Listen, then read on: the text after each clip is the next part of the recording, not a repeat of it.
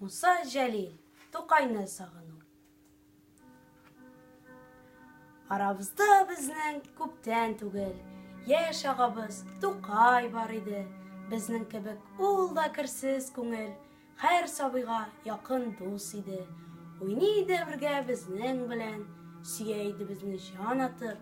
Ерак иде күңеле тәк кабердән, үләр иде безне яратып. Яза иде безгә җырлар, моңнар, әкиятләр, матур шигырьләр. Өйрәтә иде төрле шәп уеннар, туймый иде уйнап күңелләр.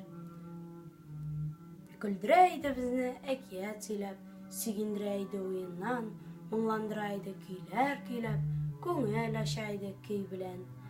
Үлгән инде хәзер ул агабыз, аның тәне күрдә, кабердә.